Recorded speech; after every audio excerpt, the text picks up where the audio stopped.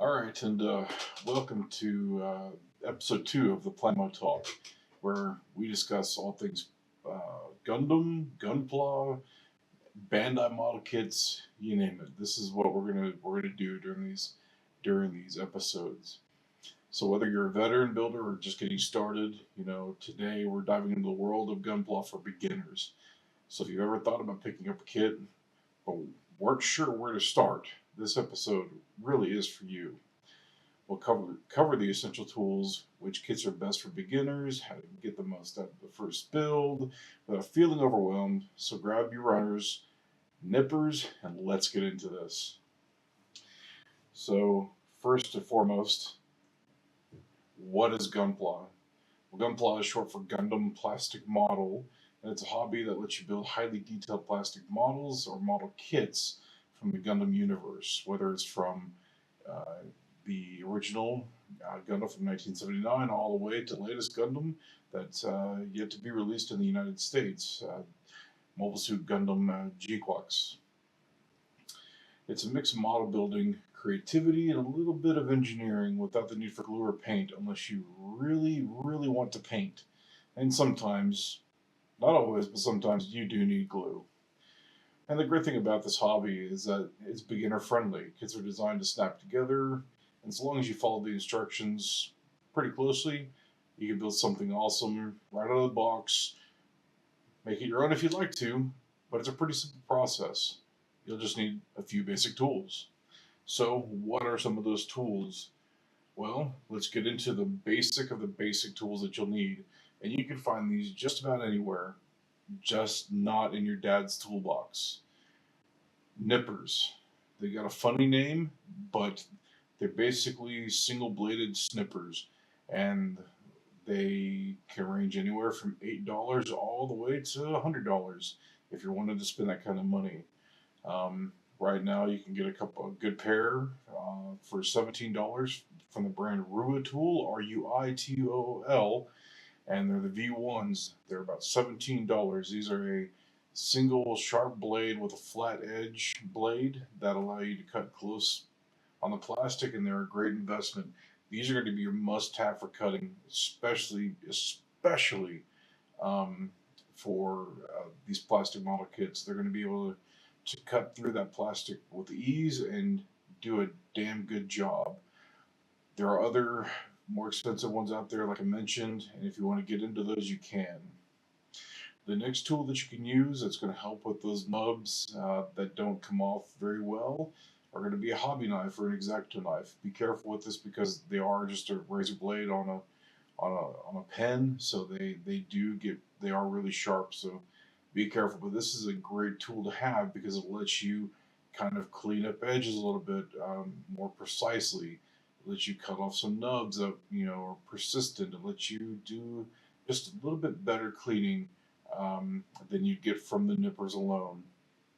And secondly, I would normally recommend sandpaper, or would initially have recommended sandpaper, but what I would recommend starting out is to get some glass files, but be careful with the glass files just because if you use them and you're too rough with them, you can start reshaping the plastic, and you don't want to do that. So my suggestion is to build a kit first, build a couple of kits first, and then start getting into the filing to really understand what that looks like and how that works for you. Then you move into the tweezers. These are amazing tools to have in your arsenal of tools when building Gunpla. You want a good set of tweezers. Now you can find tweezers anywhere from a couple of bucks, $2 or $3 on Amazon, all the way up to $15 to $20, I'd imagine. They don't have to be fancy, but they do need to be good enough to hold, little decals and stickers and stuff to put on these kits. Because you're going to need something smaller than your fingers to put those stickers and decals on. It's just the way it's going to go. You'll need those. Those are an absolute must. And then something that's optional is a panel liner pen or panel liner ink.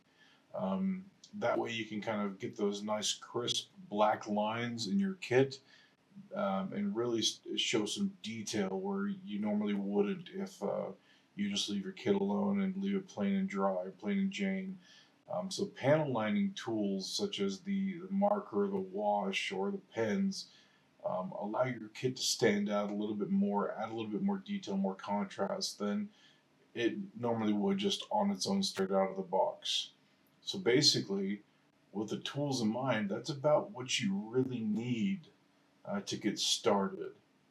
Now, as you get advanced into this hobby, you can look at stuff as at airbrushing tools and scribbing tools or scribing tools and electric sanders and things of that nature. But I would start with the basics and leave it at that.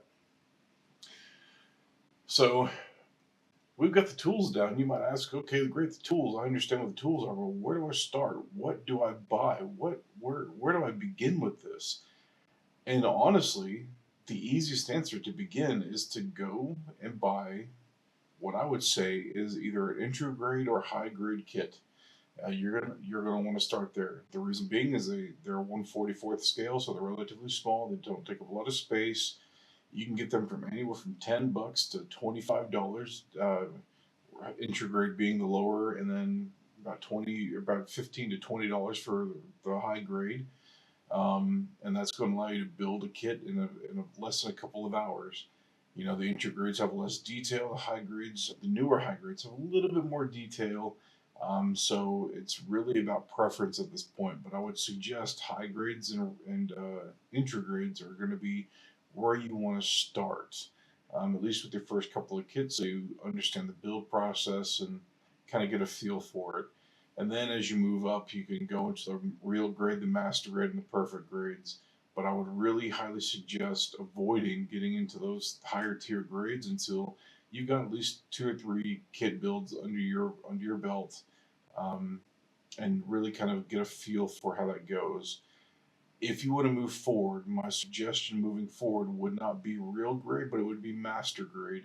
The reason being is real grade is a little bit more intricate detail, has a lot more for you to put together, and a lot smaller parts. Master grade, you're going to still get that same level of detail and articulation and intricate whatever it is with those kits, but they're going to be bigger and easier to manipulate, easier to put together, but they're going to stand out and have a lot more detail. And if you really want to get into a kit that's going to take you a really, really long time to build, after you've gotten used to high grade and real grade, or master grade and real grade, you can start looking into the perfect grade kits. I would suggest not getting into those because, as a beginner, that is a very daunting task. It's going to take a lot of time. You're going to get overwhelmed. And honestly, it's better just to stick with the entry grade and the real grade for now and start there. So some of the high grades, or the entry grades that you can get are the entry grade or high grade, um, RX 782, which is the Gundam from Mobile Suit Gundam from 1979. That's always a good kit. It's classic, it's simple, and it's great to build. They're easy to build. Even the master grades, to some degree, on some of the RX 72s are pretty easy to build. You can look at the high grade Zaku 2s. Those are actually really good kits to build. They don't take a lot of time. They're really easy to put together, and they're striking. They stand out. Another, which is from another two, which are from two newer series. There's not newer, but you can go with Iron Blooded Orphans, which has the high grade Barbados, or you can go with Witch from Mercury, which has the high grade Gundam Aerial. Both are phenomenal kits. Both are great with working with. So, like I said, once you've built a few high grade kits, then start moving up to master grade, then real grades and perfect grades. And I think you'll really enjoy that and appreciate where you're starting at high grade instead of starting at the more advanced tiers. And so, really, at the end of this, it's a great hobby to have. It's easy to get into. It's rewarding, because there's a completionist factor or a completion factor to this. You put the stuff together. It's fun to do. You really enjoy it. It's cathartic to some degree. You helps you get your mind off things, and you just start digging into a kit, and by the time you know it, it's finished, and you've been able to relax a little bit and just enjoy the process. And so, again, if you're wanting to start, if you're wanting to get into this, grab some of those basic tools that I mentioned here at the beginning of this episode. Pick up a high grade kit or two, and just have fun with it. Nobody is grading you on this build. Nobody's judging you on this build. You know, make mistakes, learn from them, just enjoy it, and have fun with it. That's the ultimate key, is to have fun with it. And so that's where we're at with this episode.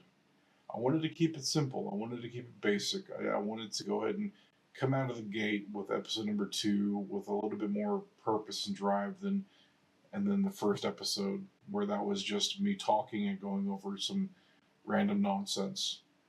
So anyway, if you enjoy this episode, be sure to follow the podcast. Check out the rest of my content. It is evolving. It is always evolving.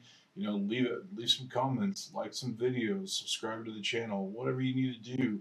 I really do appreciate you taking some time to visit the channel and leave some comments and some videos. And we are constantly doing giveaways. We are going to start doing more giveaways. So keep an eye out for that. Keep your ears to the ground, and you know, let's see if you can win one of those kits that we give away.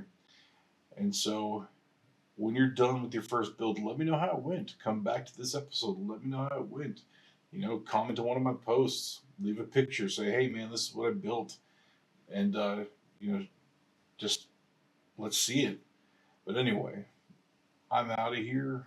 It's a late evening, and I wanted to go and get this recorded so I can get this ready to go and launch early next week, which will be March 25th, Monday. So I look forward to hearing what you have to say, and I hope you enjoyed this episode. I'll see y'all later.